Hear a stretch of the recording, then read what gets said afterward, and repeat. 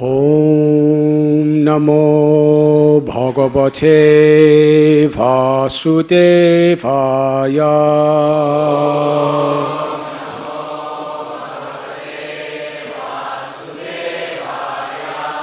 Om Namo Bhagavate Vasudevaya.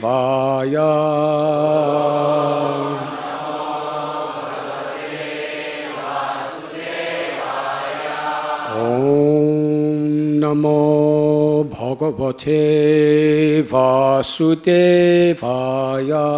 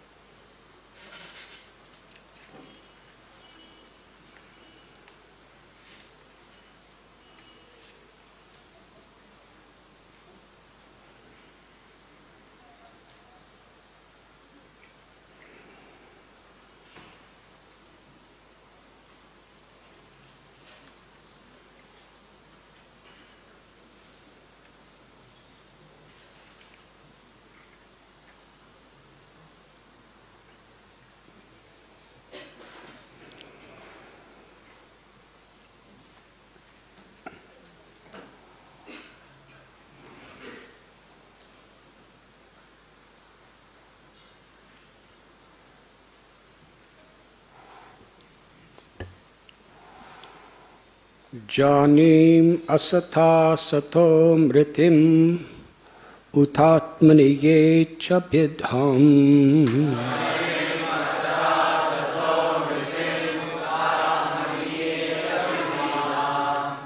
Vipanam ritam smarantyupadhishanti teta arupitai.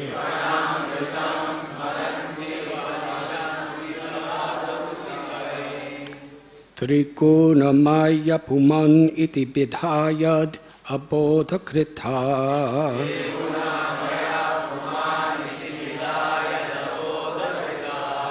Tvaina tata paratra sab bhaved avabodhadase.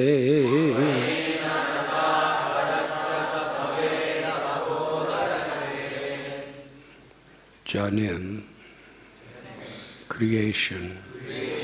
Asata, of the manifest world from atoms. Satta, of that which is eternal.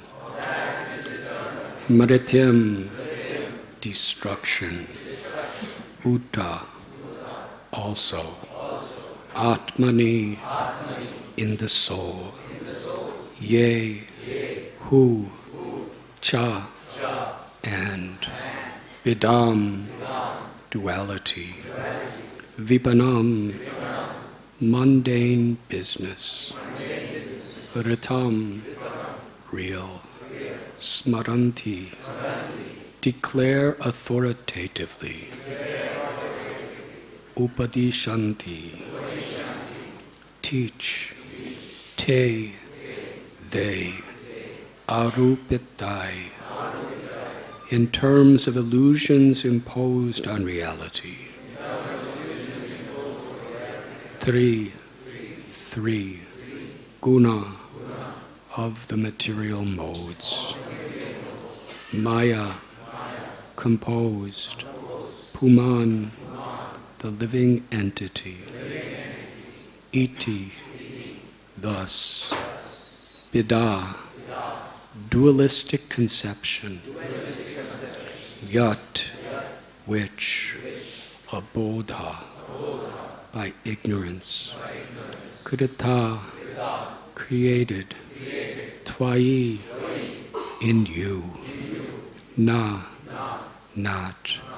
Tata, to such.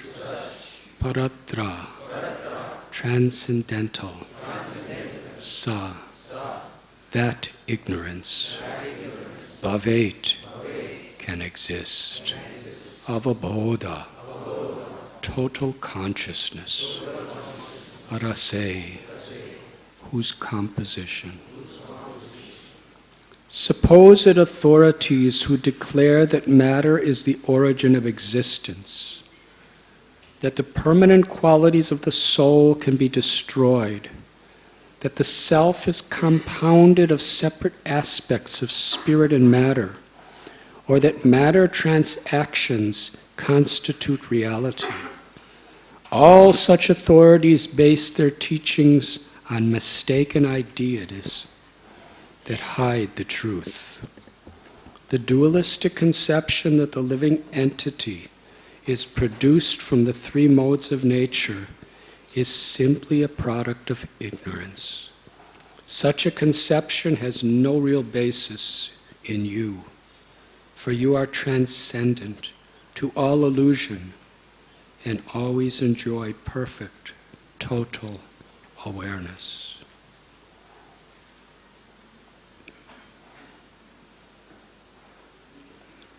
We are continuing this purport from yesterday's class. Tasmatam samyogad acetanam cetanavid ivalingam guna kartritve pitata karateva bhavat yudhashina. Thus, by contact with the soul, the unconscious subtle body seems to be conscious, while the soul appears to be the doer, although he is aloof from the activity of nature's modes. Srila Vyasadeva refutes this idea in the section of the Vedanta Sutra 2.3, 31 through 39, that begins Karata Shastrartha Vadvat. The jiva soul must be a performer of actions, because the injunctions of scriptures must have some purpose. Acharya Baladev Vidyabhushan, in his Govinda Bhasya, explains the jiva, not the modes of nature, is the doer. Why? Because the injunctions of scripture must have some purpose. Shastrartha Vadbhat. For example, such scriptural injunctions as Swarga Kamo Yajeta, one who desires to attain to heaven should perform ritual sacrifice, and Atmanam eva lokam upasita, from the Brihad Aranyaka Upanishad 1.4.15. One should worship with the aim of attaining the spiritual kingdom, are meaningful only if a conscious doer exists. If the modes of nature were the doer, these statements would serve no purpose. After all, scriptural injunctions engage the living entity in performing prescribed actions by convincing him that he could act to bring about certain enjoyable results. Such a mentality cannot be aroused in the inert modes of nature.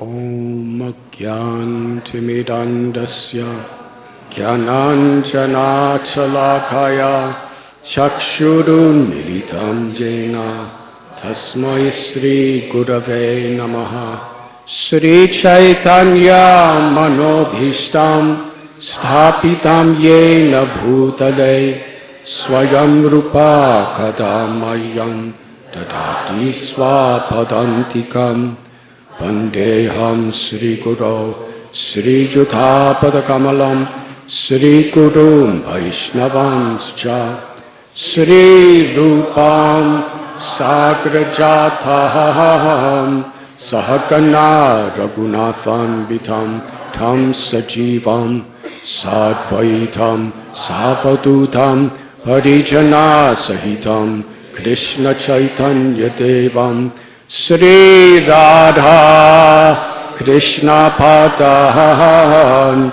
Sahakana Lalita Sri Vishakan Vidhamscha He Krishna Karuna Sindhu Dinabandhu Jagatpate Gopesha Gopika Kanta Radha Kanta Namostate Tapta Kanchana Gaurangi Radhe Vrindavaneshwari Vrishabhanu Sute Devi Pranamami Haritriye Panchakalpatarubhyascha Kripa Sindhubhya Evacha Patithanam Bhavanibhyo Vaishnavebhyo Namo Namaha Sri Krishna Chaitanya Prabhu Nityananda Sri Advaita Gadadhar Shri Bhakta Vrinda Hare Krishna Krishna Krishna Hare Hare Hare Rama Rama Rama Hare Hare.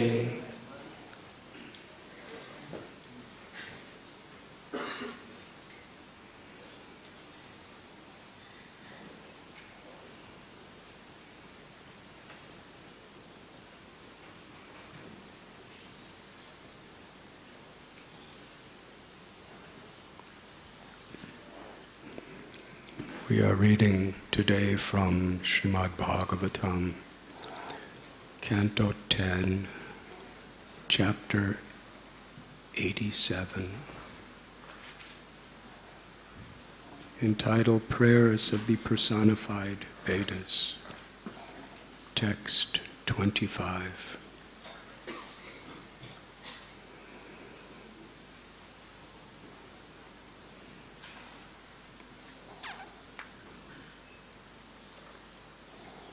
In the previous chapter, Shukadev Goswami tells Parikshit Maharaj the wonderful story of Krishna, who was then residing in Dwarkadham, being invited to Mithila. Mithila, that area is today called Janakpur. It's situated in the Nepal country, just over the border of Bihar.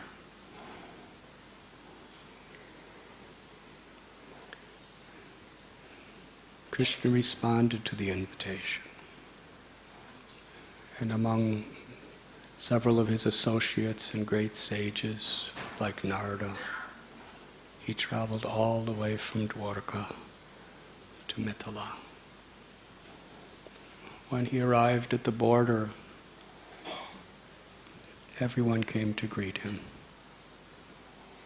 especially two people.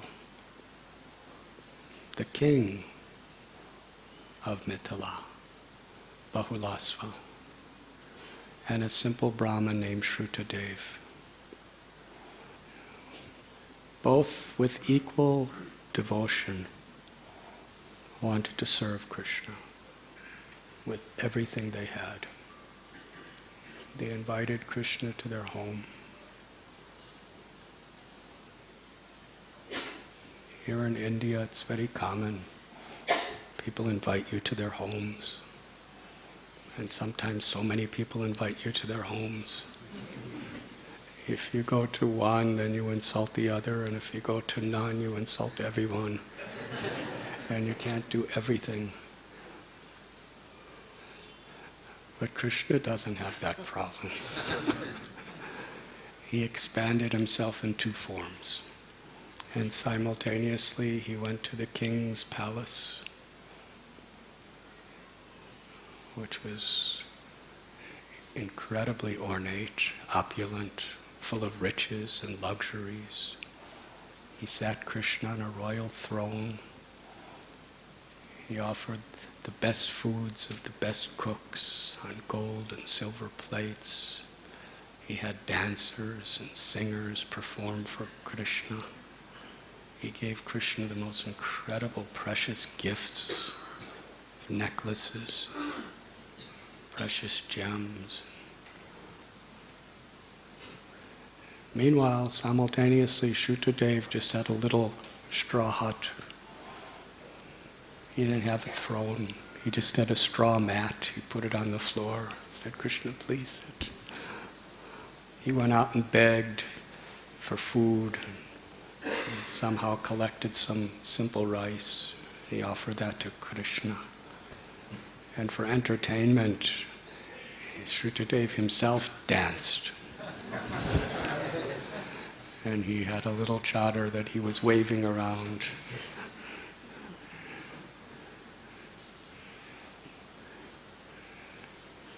But for Krishna, he saw that both were equal offerings of love. Bahulasva prayed that actually I'm not a king. I'm just your insignificant servant. Everything belongs to you. And everything is meant for your pleasure. I'm just a very fallen soul. And his queen was saying the same thing. That you come just to deliver us from illusion. And Shrutadev, he also, with great humility, I have very little to give, but you're so merciful, you're accepting. Because the Lord is bhavagrahi janardana. He does not accept the physical things that are offered. He accepts the bhava, the love and the devotion, the sincerity of the purpose in which something is offered. And in that sense, everyone has the opportunity to attain the same perfection. If we are sincere, if we do not have ulterior motives, atapum birdvijastrestas varana shrama vibhagasha, shvanushtatasya dharmasya samsadir haritosha. Whatever our occupational duties, whatever our social status,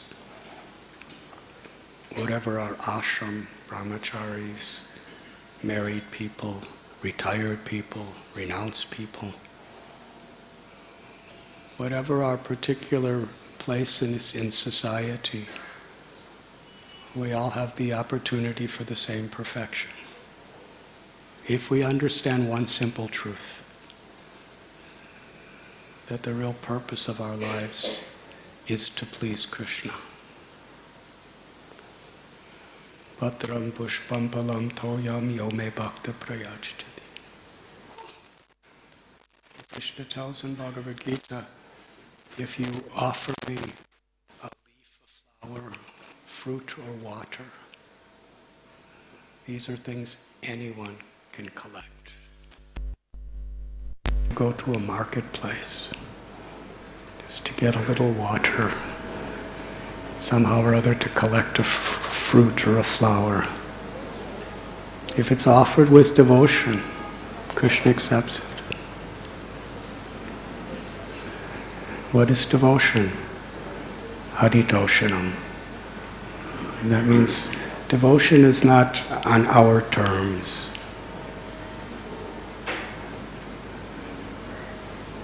Devotion is not just a fervent mood of doing something with tears in your eyes. Devotion means our motive is to please Krishna. And in order to please someone, if we're sincere, we find out what does the person want. Tadvidi pranipatina pariprushnena seva. If we don't know what somebody wants, then we're not really if we don't explore to understand, then our will to please is very shallow.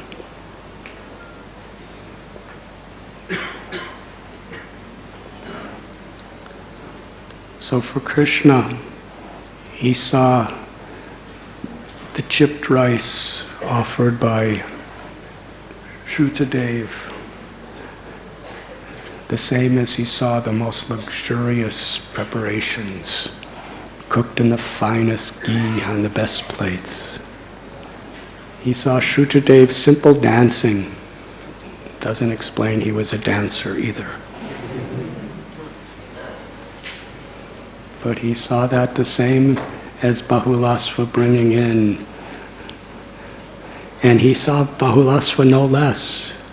It's not that Bahulasva's luxuries and opulence and richness and fame and power was a disqualification, nor was Shrutadev's poverty a disqualification. The only qualification is our sincerity to please the Lord, and He's pleased with our devotion.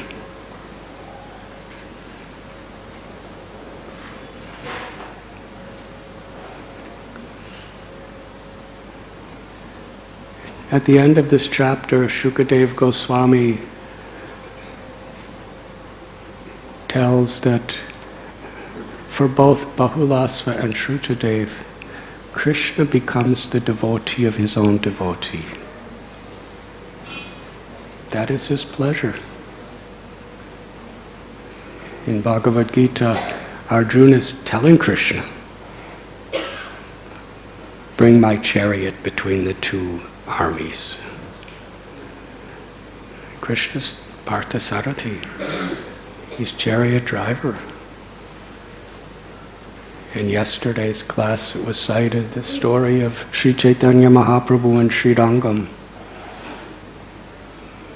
where an assembly of the greatest scholars in all of the world who would meet in a particular place every day, one simple man was stumbling through his attempts to recite Bhagavad Gita and really not pronouncing anything correctly.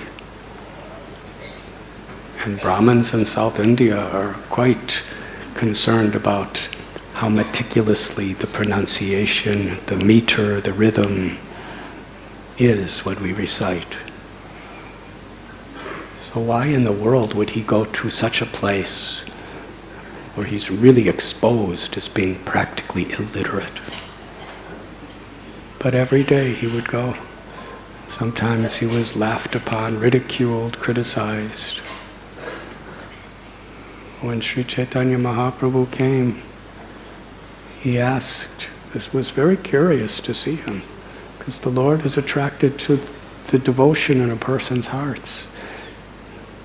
The Lord was more attracted to him than all the other scholars. And he wanted to show us through his question. Vedaham samatitani varatamanani charjana bhavashyani chabutani mam tu vedana kaschana. Krishna knows everything. He's Paramatma within the heart of every living being. He knows our every desire, our every word, our every action that we're experiencing now and that we've ever done. And he never forgets. And he's personally only with you. We each have our own personal Paramatma, and we are his. But we can't be proud because everyone is like that. But we could be grateful because it is very personal. So why does the Lord have to ask a question? Why? He says, what are you doing? It's quite obvious. He wasn't speaking properly. So the Lord said, what are you doing? And he said, I don't even really know what I'm reading, but I do know one thing, that my guru told me that I should read all 700 verses of Bhagavad Gita in this courtyard every day. So to please him, I am doing it. Even though I'm so disqualified and everyone can see that, still I'm trying to carry out what my guru asked me to do. Lord Chaitanya was so pleased because this person was truly a humble servant. And the Lord asked, if you don't really understand what you're reading, then why are tears coming from your eyes? He said, when I think of Krishna, who is Parabrahman, the supreme absolute truth, the cause of all causes, the source of everything, Ishvara, the ultimate controller, he's assuming the role of the servant of his own devotee. He's driving the chariot. He's taking orders. How the Lord loves his devotees. How the Lord is subordinate to the love of his devotees. That makes me cry. Sri Chaitanya said, you understand the truth of Bhagavad Gita. You are the authority. And then the Lord embraced him. And with that embrace, he invoked within the heart the awakening of the perfection of ecstatic prema, or love.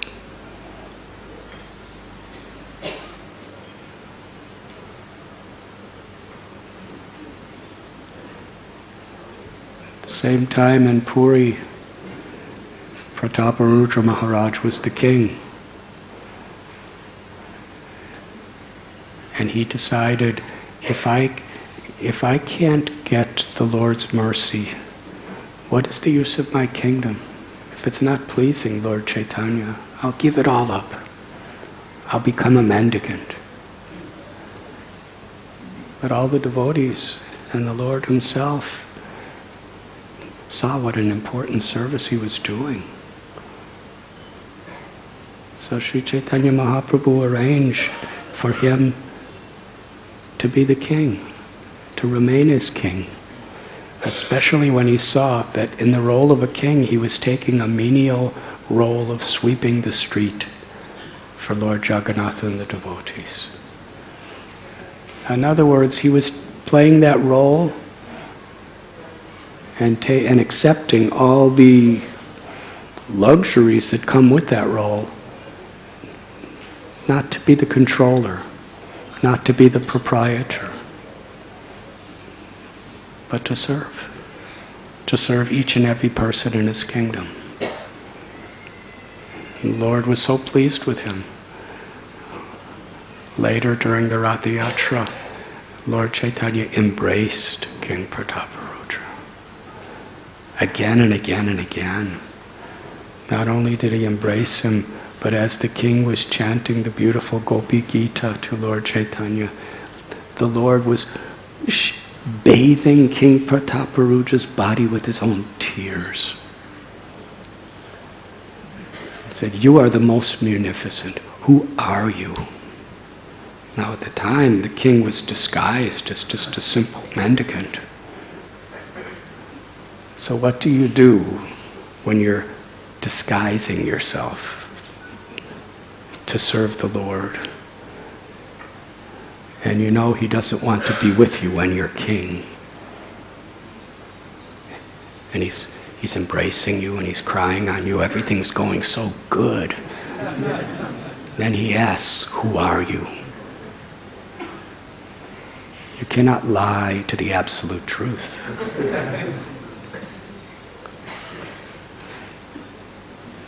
So he told the truth. He said, I'm King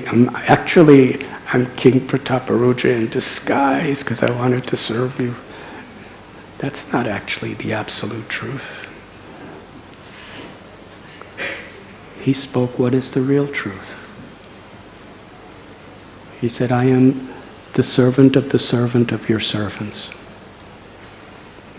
And my only aspiration is to be the servant of your servants. Because that's our constitutional nature. Jivera Swarupoi Krishnera Nityadas. This is the first principle of knowledge that Lord Chaitanya revealed to Srila Sanatana Goswami. That our true eternal identity is that we are forever, by our intrinsic nature, the servants of Krishna. And to serve means to please. And what pleases Krishna? To serve those who love. He loves. And he loves everybody. Especially those who have given their hearts and lives, even with all other opportunities and distractions, one who gives their heart and life for his loving service.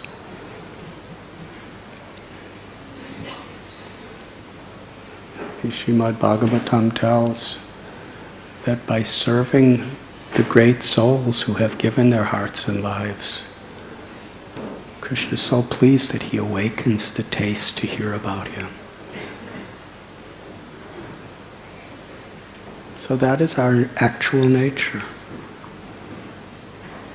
And Sri Chaitanya Mahaprabhu, when he began his kirtan in front of Jagannath during the Ratha Yatra, he recited this verse, Naham vipro nacha narapatir napi vaishnava shudro. I am not a Brahmin, Kshatriya, Vaishya, Shudra, not a Brahmachari, Grihastha, Vanapras, Sannyas. Who am I? These are all designations. If we live according to the spiritual responsibilities of each of these designations to please the Lord, that's the path of perfection. But inherently, in whatever role I am, I understand that truly I'm the servant of the servant of the servant. Gopi Bharatur Padakamalayora Das Das Anudas. And that's the only way to approach the Lord of the Gopis. We can't just by our intellect or by our austerity or by our popularity intrude in Krishna's divine Leela. Krishna is the Lord of the Gopis. Does not allow people just to attain it. But when he sees the sincerity in which a person truly is the servant of the servant of the servant, Krishna awakens from the core of our heart a taste to hear and to chant. And through that process he reveals himself as Gopinath.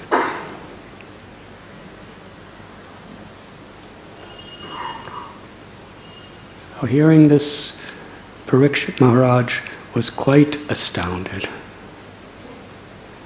how Krishna, the Parabrahman, becomes the devotee of his own devotees,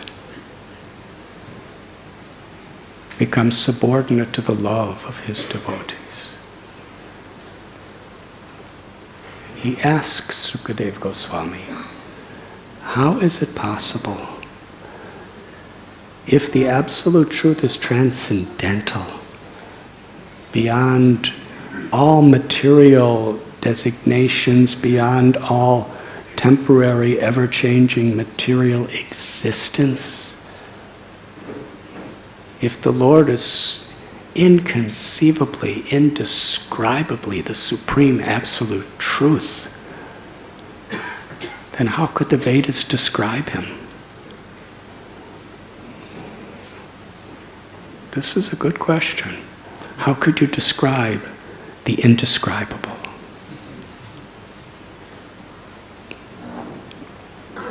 The Vedas give so many descriptions. But in the description it describes that the absolute truth is indescribable. So how could you describe the indescribable?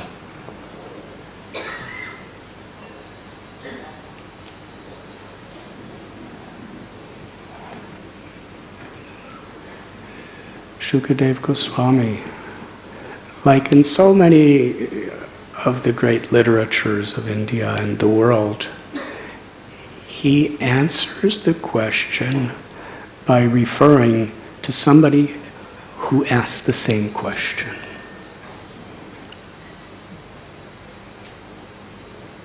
And that person answers the question by citing somebody who asks the same question.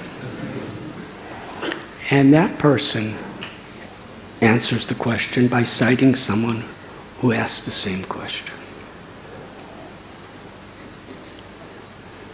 Shukadeva Goswami describes one time when Narada Muni was traveling around the universe.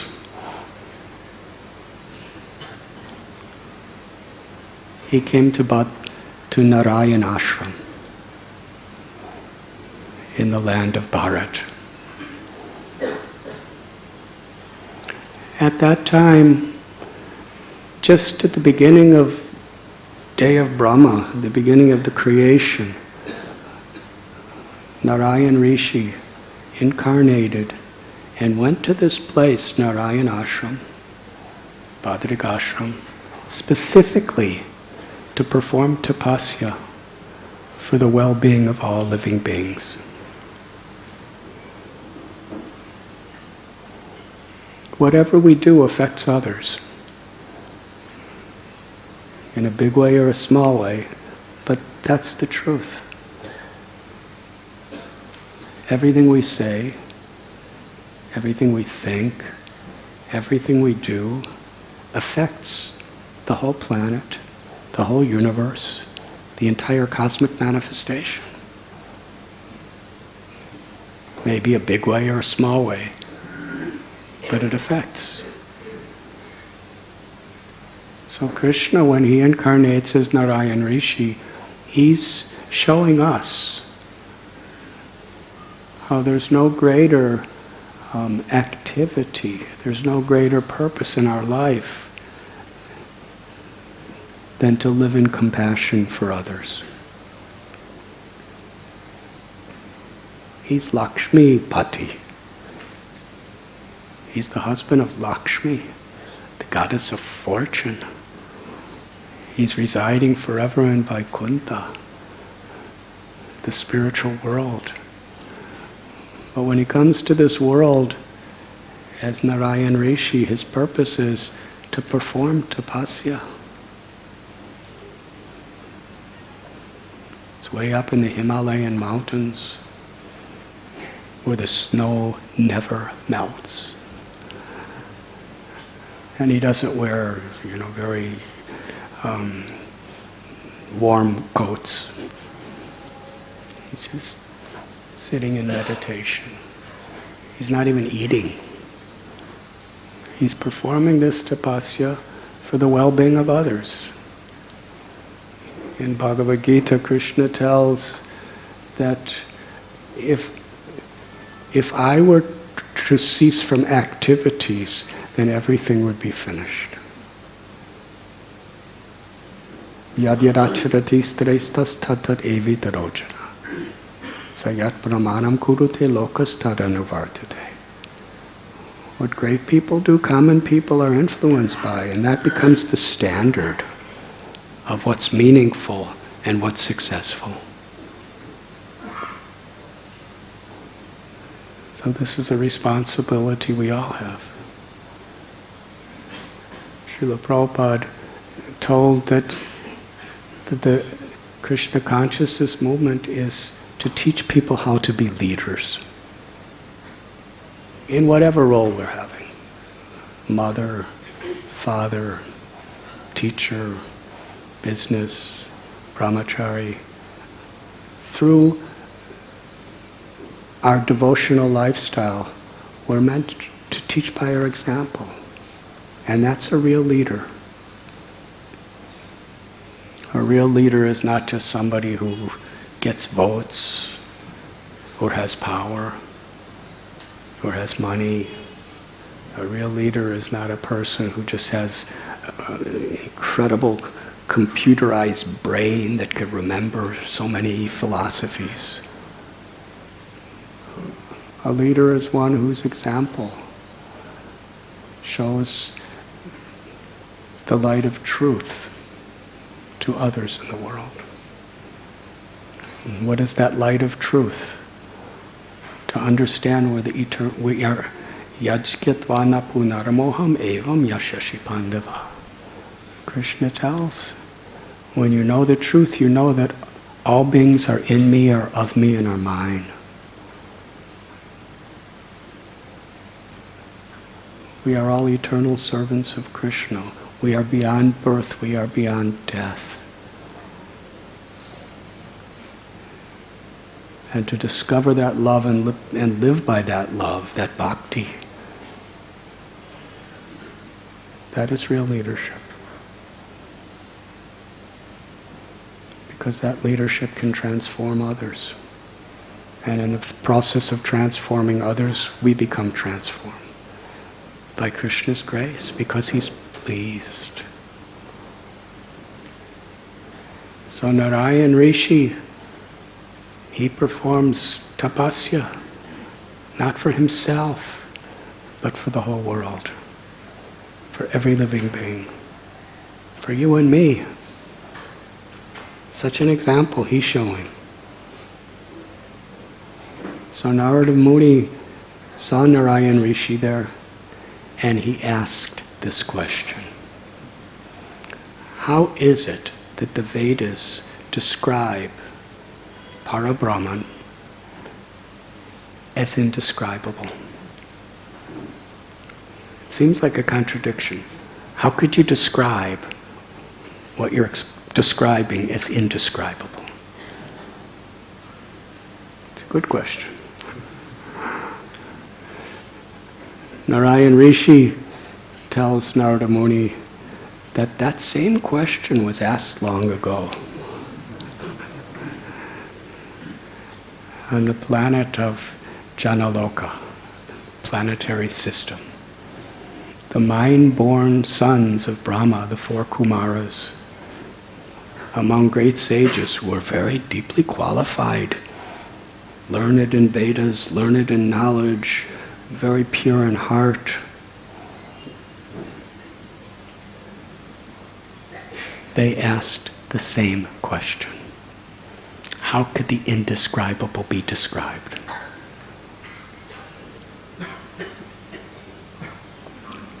And among them, who were all equally qualified, how do you select who's going to speak? The answer.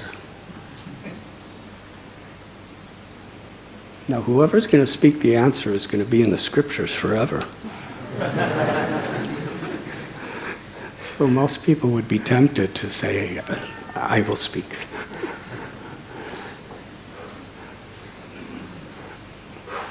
But for a devotee, Nadanam na janam na sundarim kavitam va jagadisha kame mama janmani janmanishwari bhavat bhaktira hoitakhitvai. Devotee doesn't want these temporary flickering experiences, even if it's going to make you famous for the rest of the universe. Devotee just wants to please Krishna, just wants to serve, just wants to uplift others. How is it possible? This is almost as difficult to understand as describing the indescribable. How could we live without selfish motivations when it's just such an intrinsic samskara nature that we have to put ourselves first, to put ourselves in the center? Param drispa nivartate. When we experience something higher, these things no longer are very important. When we taste the sweetness of glorifying Parabrahman, Krishna, that is so beautiful, because Krishna's glories are limitless. So our joy in taking pleasure in describing Krishna's glory, that joy becomes limitless. The joy of trying to satisfy our ego is actually the source of all misery. So all these devotees, they were very eager for everyone to be glorified, not themselves. So they selected Sanandan, one of the four Kumaras, to answer the question.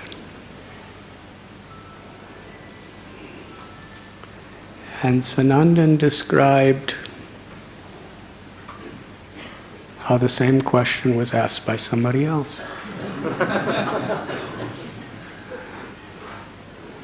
Satyavrat, who was a great king, he asked Matsyavatar, the Lord who appeared as Matsya. And Matsya explained. And there was a history. How at the time of dissolution of the universe, the Supreme Brahman, or Mahavishnu, takes rest. And when it's time for the creation to manifest again, Mahavishnu breathes. And through his breath, the Vedas manifest.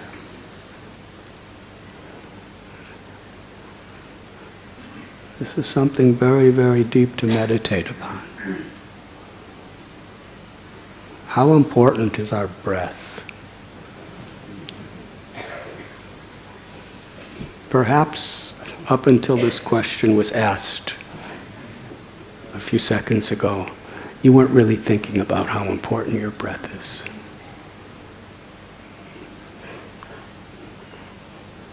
But we cannot live without breathing. Every single cell of our body depends on breath. In the yogic process, we learn how when we tune into finer levels of the experience of breathing, prana, it awakens realizations, powers, what to speak of good health and peace of mind. So breath is so important. The breath of life. I mean, something we just cannot live without. It's the essence, very much the essence of this physical world is breath. The trees are breathing. Wherever there's life, there's a type of breathing. Maybe subtle, maybe very gross.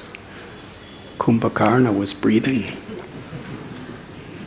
When he slept, he would snore. And when he would exhale, it was like a tornado. It was like a cyclone. It would just uproot trees. And anybody who was near him would just be blown away for miles. So they had to have a special place for him to sleep. And when he would inhale, that was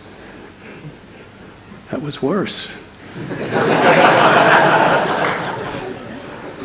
Because if you're anywhere within miles of him, when he inhales, you just get sucked into his nostrils, into his belly, and never come out.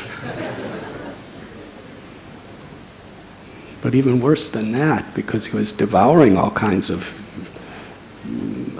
sentient beings, and they were all rotting in his stomach during his long sleep. When he would exhale, the fumes of all that rotting flesh in his body would permeate all directions. And even Rakshasas could not tolerate it. What to speak of vegetarian Vaishnavas.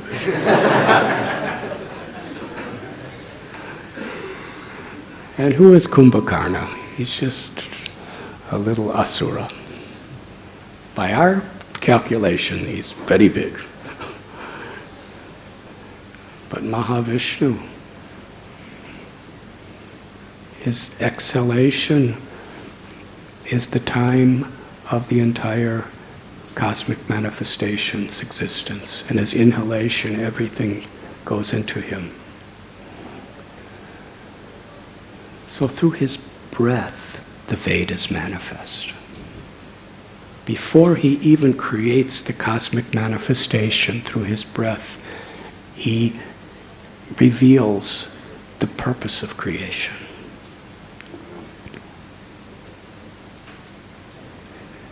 Everything has purpose. And Srila Prabhupada, when scientists would try to describe deeper, more subtle, or more gross aspects of the universe, this creation is inconceivable. Just think about it. Even the most powerful minds and intelligence with the most sophisticated technology,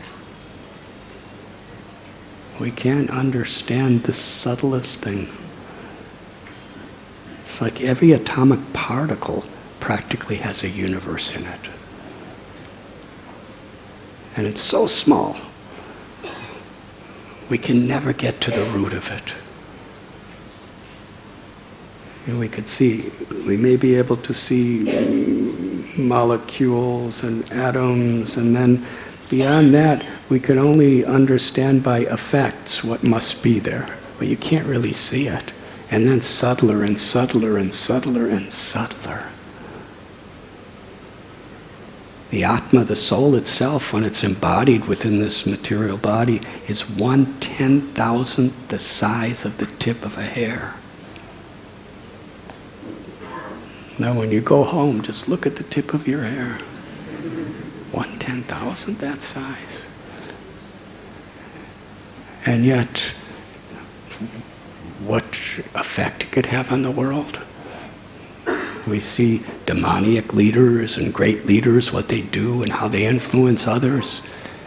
And it's all coming from that little particle. It's inconceivable. Cannot see the smallest of the small within a single atom. And then when we try to understand the universe with our greatest telescopes, how far could we see? There's limitless, beyond imagination, beyond that. So material creation is inconceivable if we really try to analyze it properly.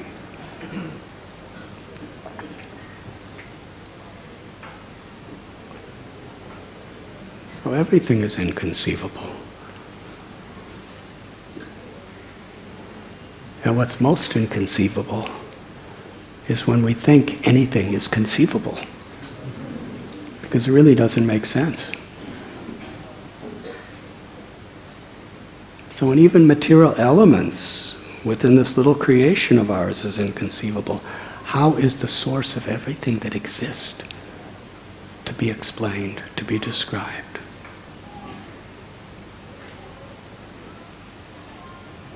So before creation is even made, the Lord breathes, and through his breath comes Vedas. What is Vedas?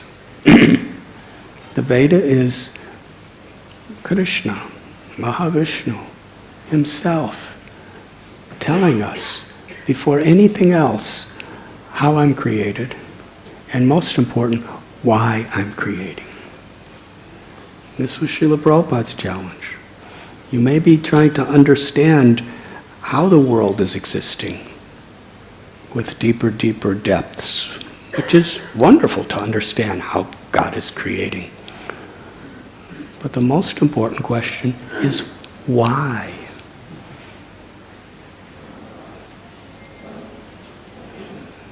That's not something most mundane scientists address. Why is it like this? Why is it even here? What's the purpose of creation? This is what the Vedas describe. Bhagavan himself, God himself, is revealing the purpose of creation, the purpose of life. There are three essential energies. Parashya Shaktir Vivadaiva Shruyate. The Absolute Truth has multi-energies, but they can be categorized primarily in three. There is the Chit Shakti, the limitless spiritual energies. There is the Bahiranga Shakti, the external, ever-changing material energy, and Tatashta Shakti. Mamaivam so jiva loke jiva bhuta sanatana. Every living being is a part of Krishna, a part of God. As a sun ray is in relationship to the entire sun planet, Krishna is the complete whole. And qualitatively we are identical to Krishna in the sense that we are Satchitananda, eternal, full of knowledge and full of bliss. And our deepest propensity is to know God and to love God. Ananda, and to feel limitless happiness in that love. Quantitatively we are a part in the Absolute Truth as a whole. Janmadya Shayataha, Vedanta Sutra begins that the Absolute Truth is from whom everything emanates. All material and spiritual worlds, Krishna tells in Gita, emanate from me. Aham sarvasya prabhavo mata sarvam pravartate. Iti matva bhajante mam buddha bhava samanvita. All material and all spiritual worlds emanates from me. And the wise who know this perfectly worship me with all their hearts. So the Bahiranga Shakti, or the external energy, is eternal. But all the manifestations within it are always changing. Birth, old age, disease, and death.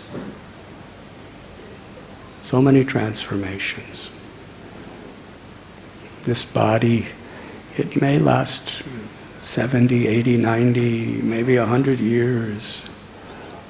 And if you live in England, you get an award from the Queen of England if you live 100 years. But you might not be able to see the award.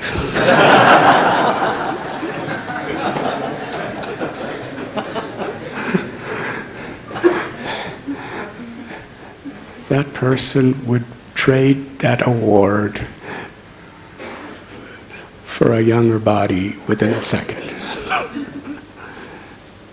But inevitably death and rebirth. So material energy, everything's always changing. By the power of time, the sun planet is going to burn out. By the power of time, the earth is going to just be dust. And on the earth, all the oceans will evaporate. All the mountains will be pulverized. And what to speak of our little bodies, and our houses, and our bank account, and all the things we like, and all the people we like. It's all fleeting. So this is the Bahiranga Shakti, the external energy, where everything is changing. And no matter what we do, we can't stop that changing. Srila Prabhupada explained, even the wealthiest billionaires, they can't stop old age from coming. Even the most great rulers of armies cannot stop old age and death from coming. That's the external energy.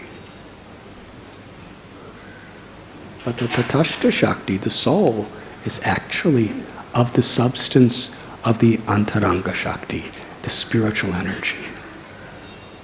We are eternal, we are full of knowledge, we are full of bliss. We're a part of God. So the purpose of creation is for us to understand that the whole manifestation, with all of the miseries within creation, Janma, Mrityu, Jara, Vyadi, Dukkha, Dosana, Darshanam, birth, old age, disease, and death, they cause a lot of distress. Adhyatmakadi, Bhotikadi, Daivaka, miseries caused by our own body and mind, by other people and other creatures, and by natural disturbances. They're inevitable. Why are these miseries there? This was Sanatana Goswami's question to Sri Chaitanya Mahaprabhu. Who am I? Who really am I? And why am I suffering?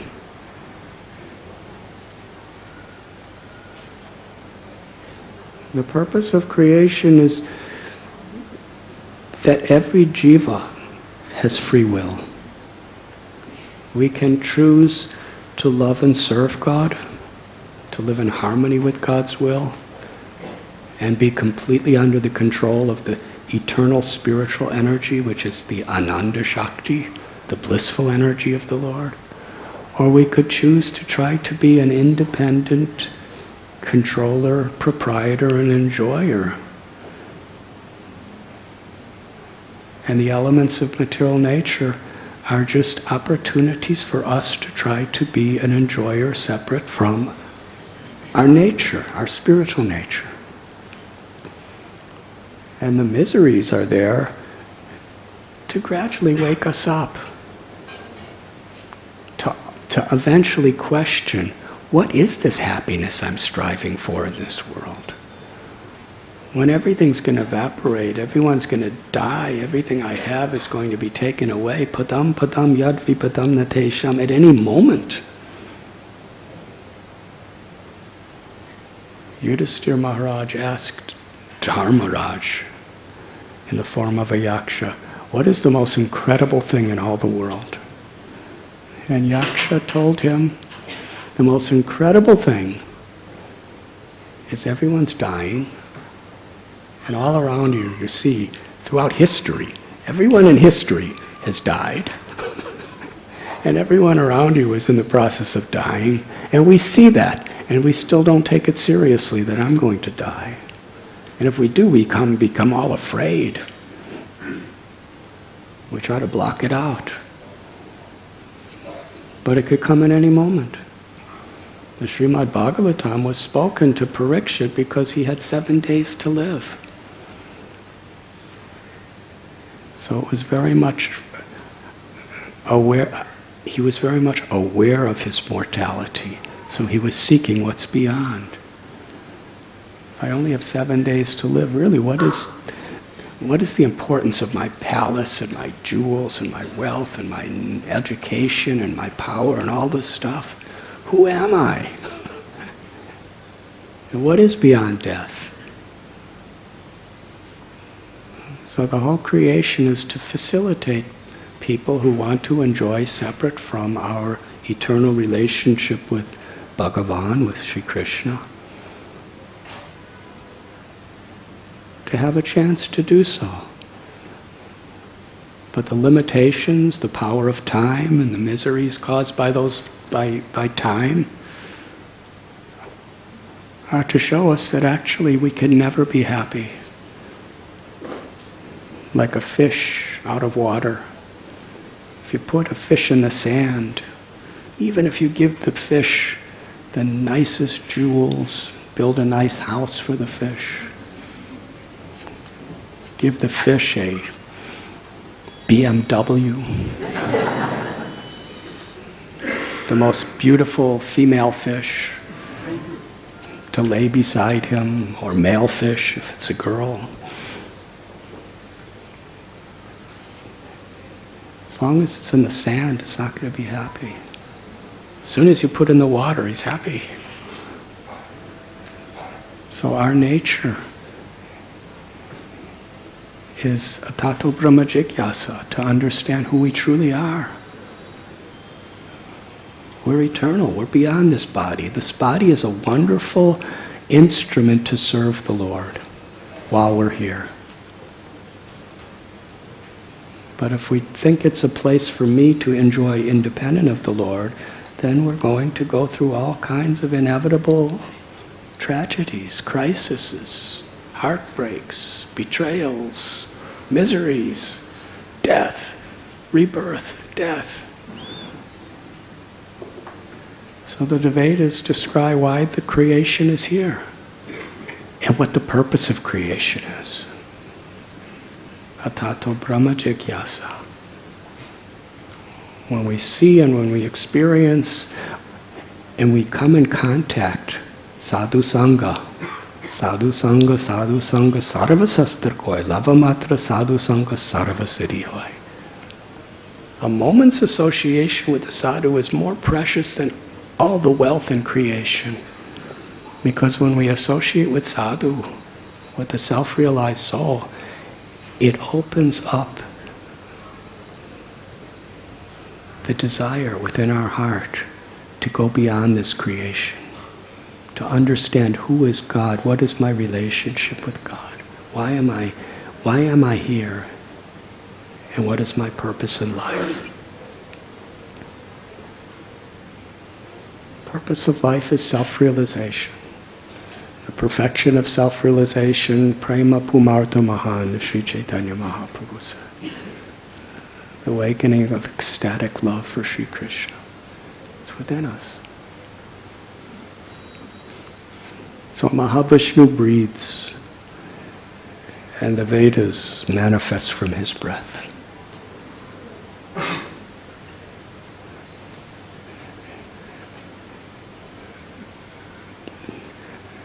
Now usually you can't see breath so much. And you can't actually hear breath either. You could hear as breath is coming through, various organs of our body, but you can't really hear the breath. Breath is so subtle. It's beyond the ears.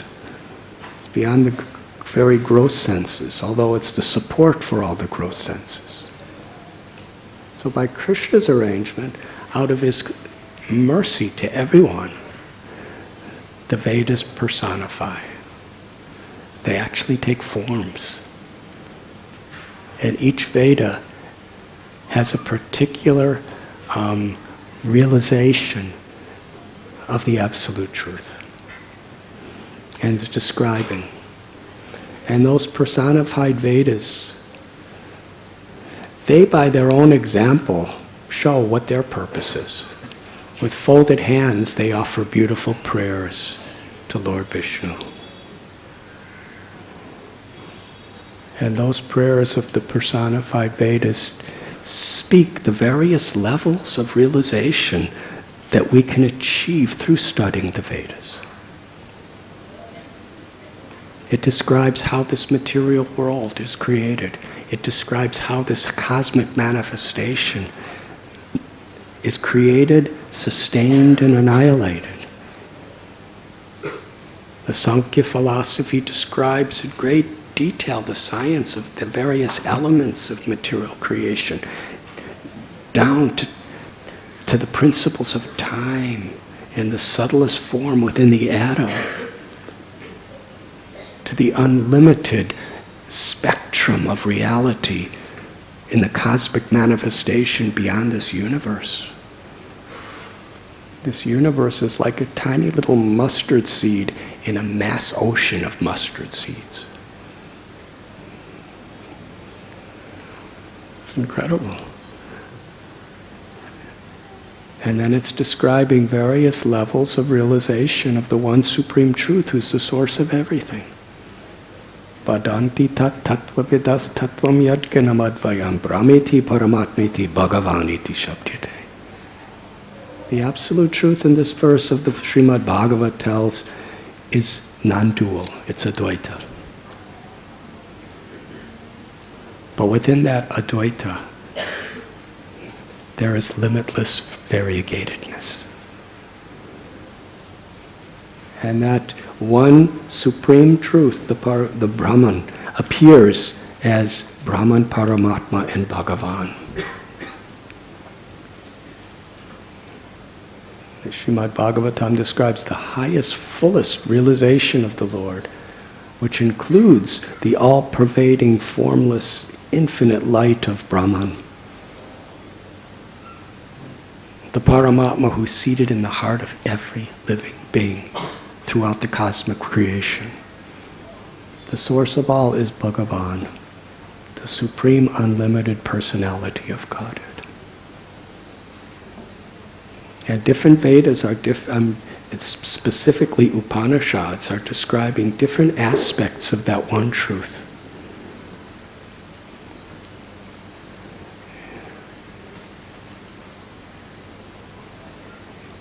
In today's verse, we'll begin the class now. Now we've given you a little introduction into where we are, but this will be a really short class from this point.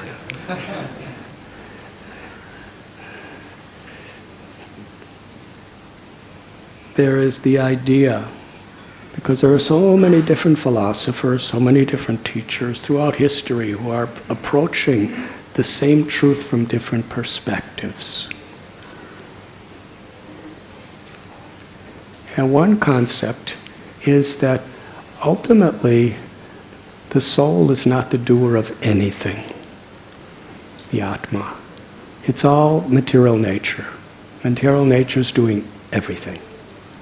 And on one level that's true.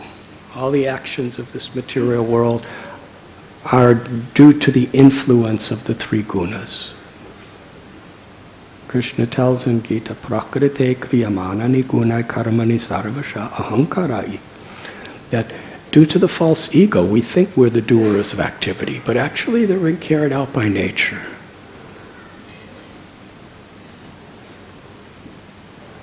But at the same time, this is what's being addressed in this verse. What is the use of the Vedas? What is the yada yada hi dharmasya glanir-bhavati varata? What is the use of all these avatars descending into the world if it's all Rajaguna, Tamaguna, Sattvaguna, the material modes of nature is the cause of everything that's happening? Why the Lord gives Vedas? Why the Lord incarnates into the world? What's the use? And this is the heart of the Vedanta. Vedanta Sutra very clearly explains, Vyasadeva, the author, that we all have free will, that the jiva has free will. Yes, material nature is the cause of so many of the decisions that we make because we're so deeply influenced, but we have free will. We have the will to understand whether we want to live in the mode of goodness, passion, or ignorance. We can't just blame the modes of nature. We have to take responsibility. If I get angry with somebody and slap them, and somebody say, why? And the judge brings us to the court and say, why did you slap this person? He said, I didn't slap, the modes of nature slapped.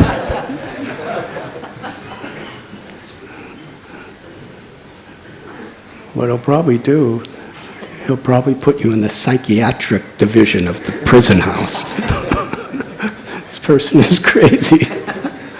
You're responsible. Yes. If you just decide for breakfast today I am going to eat a razor blade. Forgive this example.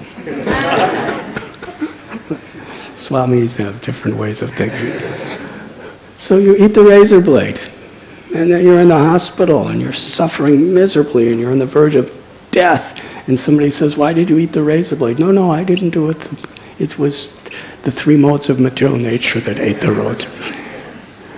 We have choice at every moment. And specifically as human beings, at Tato Brahma Jigyasa, we have choice. We can inquire into, what's happening in the elections. We have the choice of worrying about the monetary adjustments in the Indian financial system, which we have to deal with those things. We have to deal with this world in a responsible way. But our real purpose in life is not that. Our real purpose of life is to inquire, who am I? Who is Krishna? So the Vedas teach us that we all have free will, and the soul has free will. Even though we're being constantly tempted and put in fearful conditions and being influenced by the modes of material, we have the choice to surrender to God and go beyond this ever-changing world. And that's the greatest wealth we have. That's the true treasure of life that we've been given. Durlabha manava janma lobhya samsare. As human beings, we have the opportunity to make that choice. Sharanagati, to surrender to the Supreme, to live in harmony with the Supreme.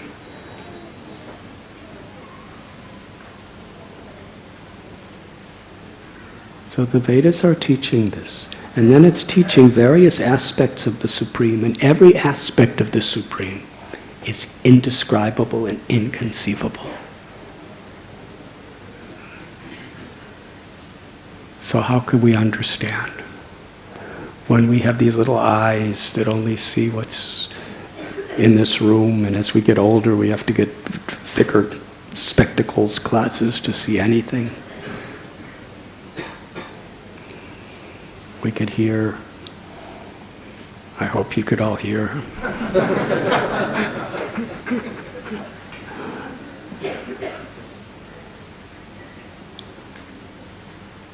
We're very limited. And God is all great. And God is not material. How could you see something that's not material with material eyes? How could you hear something with material ears that's transcendental to material existence?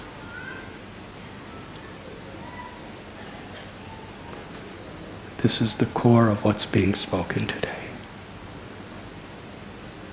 Because the absolute truth is unlimited and indescribable and inconceivable.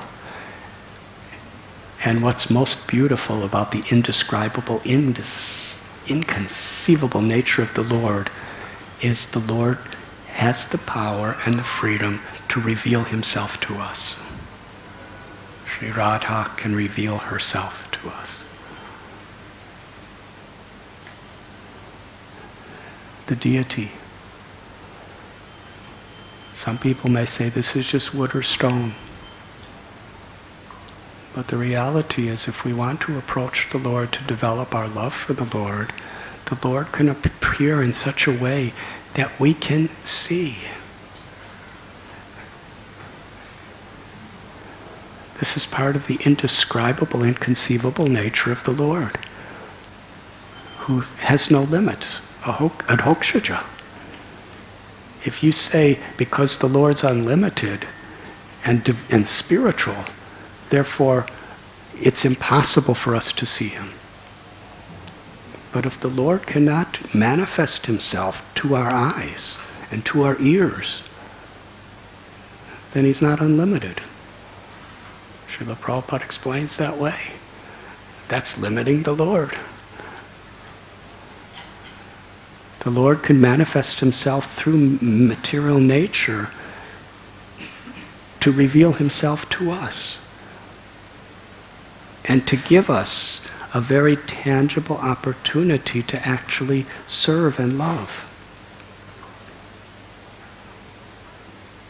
So the Vedic literatures are describing the indescribable with words that we could hear with our mundane little ears. And our ears are quite mundane. But transcendental sound vibration, if we're sincere, if we're actually seeking God in these great literatures, then God, yegatamam prapadyante tam stataiva bhajamyam. As we surrender, Krishna reveals himself. It describes in Srimad Bhagavatam the features of Krishna.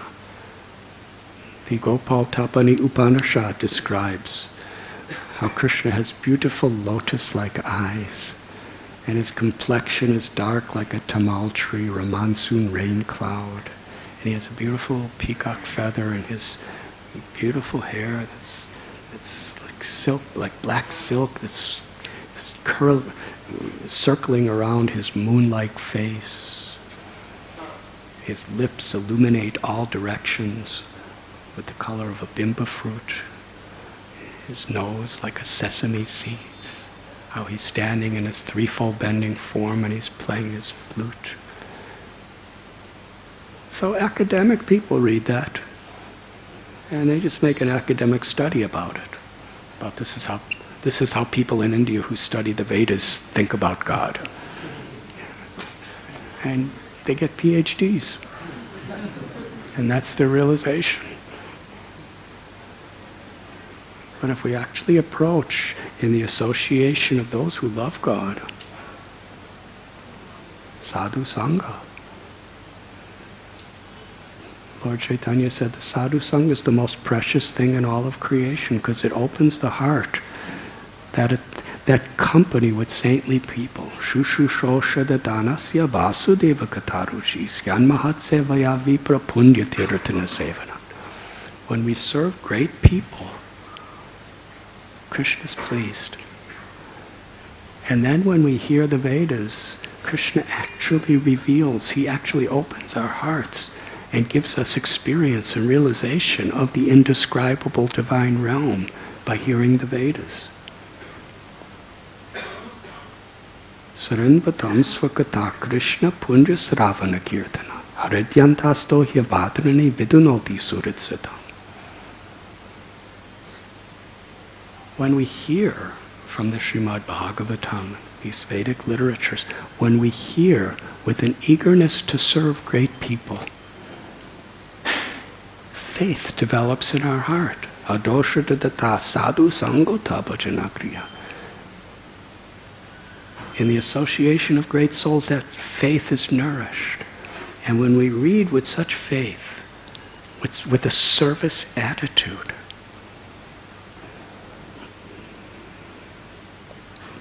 by Krishna's mercy. And that mercy, that kripa, that daya, is the ultimate power in all creation and beyond. Because through mercy, premanjana churita bhakti vilochanena, through mercy, Krishna could reveal himself fully in the form of the deity. Where we're not just seeing wood or stone, we're seeing that this is God. He's revealing himself to me in this form. We could see the presence of God in the heart of all living beings. It's repeated in the Bhagavad Gita and the Srimad Bhagavatam and in all these great Vaishnava literatures that a great personality sees everyone with equal vision. Paddhata samadarshana. Doesn't have friends or enemies. Because it's actually when you understand your own self, Krishna reveals how he's present in everyone's heart. That's not, it begins theoretical. We hear about it. And then we practice sadhana. Adosha tata sadhu sangota bhajana kriya.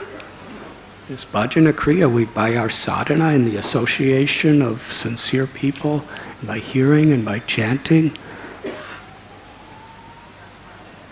when we develop a taste for hearing about Krishna in this way, Krishna is so pleased that we're enthusiastic to hear about him and chant about him, and we're really trying to overcome our ego by serving others, trinadapi sunichena, and we're really seeking shelter in his holy names.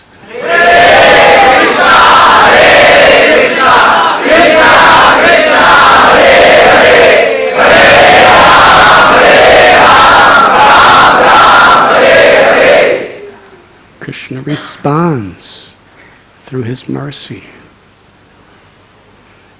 In the Damodar Leela, Yashoda Mai tried to put the rope around Krishna's waist, but no matter how many ropes she tied together, his waist was the same size, but it was always the width of 2 fingers too short. Our Acharya Vishwanath Chakravarti Thakur describes the nature of those 2 fingers, what they represent. In order to really connect to Krishna, 2 things are required.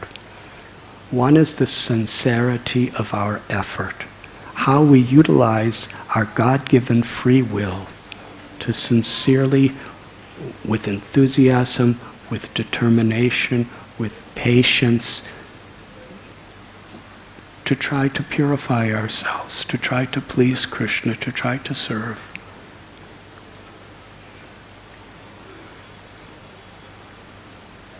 And when we are sincere, sarvadharman parityajya, mamekam sharanam braja, when we really are trying to surrender our hearts with sincere devotion in our service, in our chanting of the beautiful names of the Lord, then we attract kripa, we attract Krishna's mercy. And through that mercy, inconceivable, limitless mercy, Krishna reveals himself to us. Sri Radha reveals herself to us. And then what's indescribable is describable by Krishna's mercy. So I tried to describe all these things. Srila Prabhupada ki jai. Thank you very much.